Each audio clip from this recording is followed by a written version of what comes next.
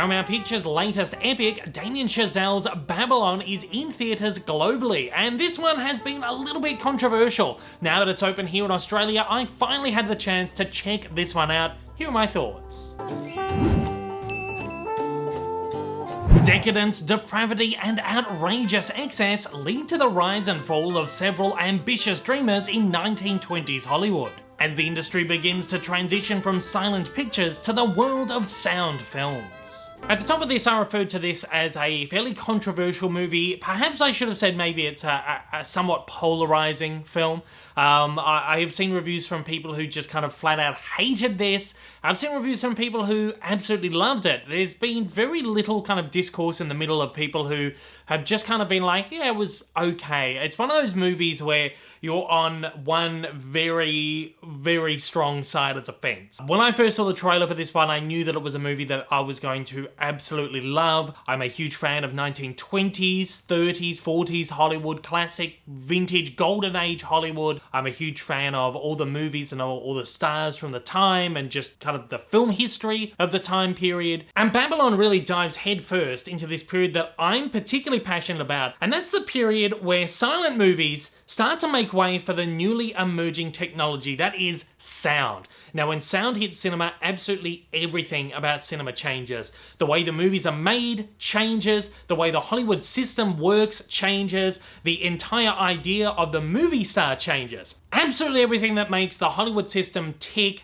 changes overnight. I think it's just such an interesting and fascinating period. There are stars on the rise, there are stars on the fall, and I just think it's so interesting. Now, seeing the trailer from Babylon, as I said, I just knew I was gonna love this movie. I love any movie that really kind of dives deep into this era, puts a kind of spotlight on it, and is done in a kind of vibrantly effervescent, kind of artistic, manic way.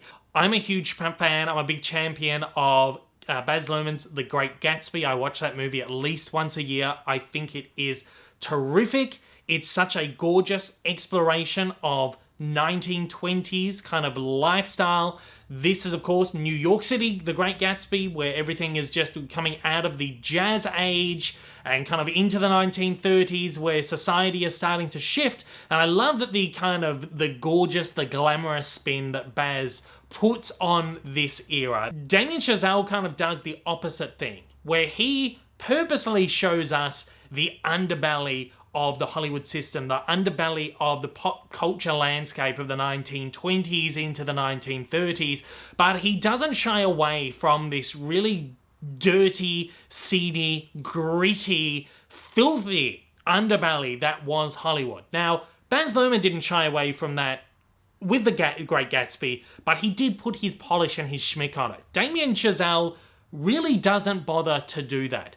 This movie is as excessive, perhaps even more excessive and more flamboyant and more effervescent than The Great Gatsby, but it's done in a really gritty and grungy way from the very beginning. This movie opens, and I hope I'm really not spoiling anything here, but it opens with a scene where a guy gets shat on by an elephant, and it is an absolutely graphic moment of a guy getting shat on by an elephant for about 30 seconds.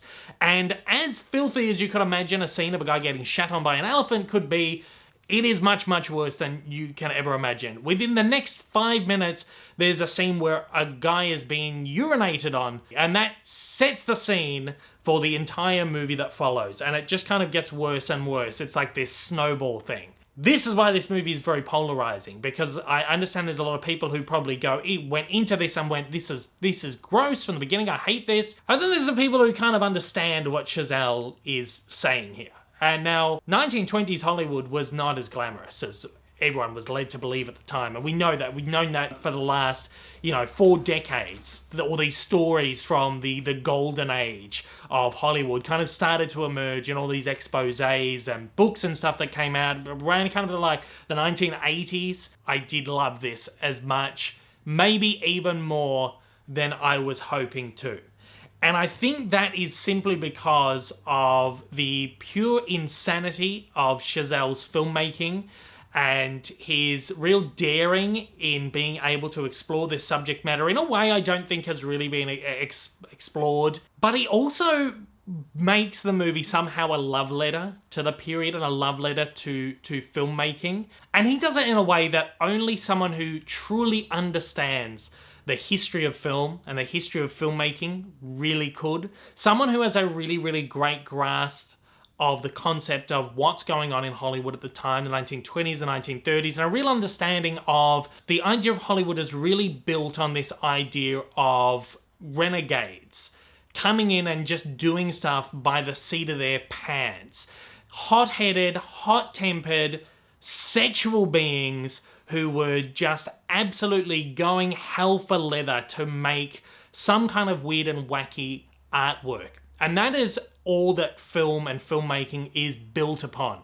And Chazelle gets that, and he makes a movie that, as I said, could not be made by someone who doesn't understand that. This, to me, is a masterpiece. I don't like using that word too much. I cringe when I hear people using that word in reviews, but I think this is a masterpiece. Chazelle did everything he set out for, and this movie just absolutely worked. Chazelle's direction here is stunning. The visual style is stunning. The score is stunning. The performances here are stunning. Margot Robbie is terrific in this. This is her standout performance. I'm a big fan of her as Harley Quinn, and I feel like a lot of the Harley Quinn DNA in this movie, but a real standout for me here was Diego Calva. Now, I'm very unfamiliar with his work. I don't believe I've seen him in anything else before. He's incredible here. He holds his own against these heavyweights, Brad Pitt, Margot Robbie, whoever else. There's a lot of really great people in here. And at the end of the day, this movie, it really is a filthy film.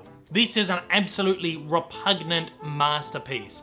It is a romantic nightmare. It is batshit crazy, and I loved every last second of it. At that, I am obviously going to be giving Babylon a 5 out of 5.